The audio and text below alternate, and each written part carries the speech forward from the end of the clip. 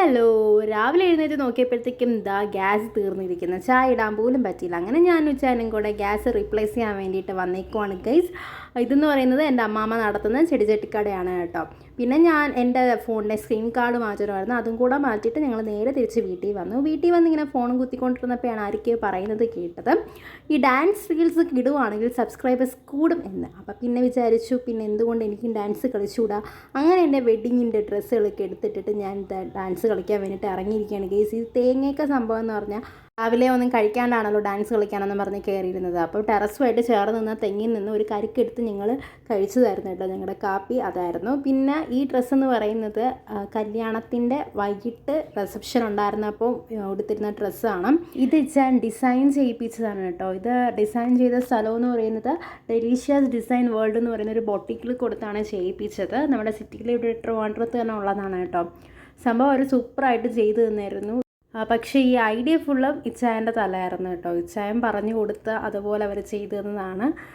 ഞങ്ങളുടെ കല്യാണത്തിന് റിസപ്ഷൻ സമയത്ത് വന്നവരെല്ലാവരും ഞങ്ങളുടെ ഈ ഒരു കോസ്റ്റ്യൂം കണ്ടിട്ട് ഞെട്ടിപ്പോയി. കാരണം ക്രിസ്ത്യൻസ് പൊതുവേ ഇതേപോലെ റിസപ്ഷൻ സമയത്തൊക്കെ എൻ്റയർലി ഡിഫറെൻ്റ് ആയിട്ടുള്ള ഗൗൺ പോലത്തെ കോസ്റ്റ്യൂംസൊക്കെ ആയിരിക്കുമല്ലോ. അപ്പം എല്ലാവരും ഞങ്ങളെ അങ്ങനത്തെ എന്തെങ്കിലുമൊക്കെയാണ് പ്രതീക്ഷിച്ച് വന്നത്. അപ്പം ഞങ്ങൾ ഈ ട്രഡീഷണൽ ഔട്ട്ഫിറ്റ് ഇട്ടപ്പോൾ തന്നെ എല്ലാവരും ഭയങ്കരമായിട്ട് അങ്ങ് സർപ്രൈസ്ഡ് ആയി പോയിട്ടോ. പക്ഷെ എല്ലാവർക്കും ഇഷ്ടമായി. എല്ലാവരും നല്ല കമൻസ് പറഞ്ഞിട്ടാണ് അന്ന് പോയത്.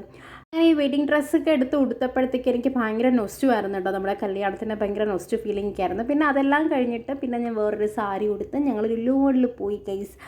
ലുലു മോളിൽ പോയപ്പോഴത്തേക്കും അവിടെ ഒരു ഫ്രണ്ടിൽ ഒരു തട്ടുകടയോ ഓക്കെ. അപ്പോൾ പിന്നെ വിചാരിച്ച് എന്തെങ്കിലും മേടിച്ച് കഴിക്കാമെന്ന്. അങ്ങനെ ഞങ്ങൾ കഴിക്കാൻ വേണ്ടി നോക്കിയപ്പോഴത്തേക്ക് പഴംപൊരിയും ബീഫും അവിടുത്തെ സ്പെഷ്യൽ കോംബോ ആണെന്ന് കേട്ടു. അങ്ങനെ 2 ഗ്ലാസ് ചായയും പഴംപൊരിയും മേടിച്ച് കഴിച്ചു. പിന്നെ ലുലു മോളിൽ എല്ലാവരെയും പോലെ തന്നെ ഞാനും അങ്ങോട്ടും ഇങ്ങോട്ടും കുറേ നടന്നു കേട്ടോ.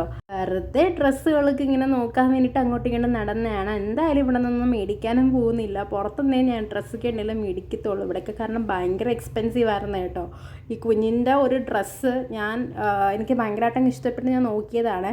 പക്ഷെ അതിന് ഭയങ്കര റേറ്റ് ആയിരുന്നു കേട്ടോ. ഞാൻ ഞെട്ടിപ്പോയി. ആ പൈസ ഞാൻ ഒട്ടും എക്സ്പെക്റ്റ് ചെയ്തില്ലായിരുന്നു അത്. പിന്നെ ഞങ്ങളുടെ ടൈം ശരിയായതുകൊണ്ട് എവിടെ പോയാലും കഷ്ടകാലം ഞങ്ങൾ നോക്കി ട്രെയിൻ പിടിച്ച് എവിടെ ആണെങ്കിലും എത്തും കേട്ടോ. ഞങ്ങളുടെ ബൈക്ക് കംപ്ലൈൻ്റ് ആയി ഗൈസ്. പിന്നെ ലുലു മോളിൽ നിന്ന് തന്നെ ആൾക്കാരെയൊക്കെ വിളിച്ചു കേട്ടോ. അവരങ്ങനെ ബൈക്ക് വന്ന് ശരിയാക്കി തന്നു.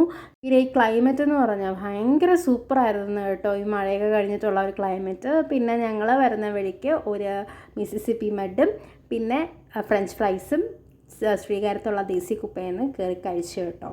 നല്ലതായിരുന്നേ. മിസിസിപ്പി മഡ് എൻ്റെ ഓൾ ടൈം ഫേവറേറ്റ് ആണ്. അങ്ങനെ ഞാൻ വന്നിട്ട് വീണ്ടും സാരി മാറ്റിയിരിക്കുകയാണ് ഗൈസ്. വേറെ ഒന്നുമല്ല, എനിക്കൊരു കല്യാണത്തിനും കൂടെ പോകണമായിരുന്നു കേട്ടോ. അങ്ങനെ ഇന്നത്തെ ദിവസം ഞാനൊരു 7-8 ഡ്രസ്സെങ്കിലും മാറ്റി കാണും കേട്ടോ അങ്ങോട്ടും ഇങ്ങോട്ടും. ഇനി അടുത്ത് കാണുന്നവരെ tata bye bye, see U.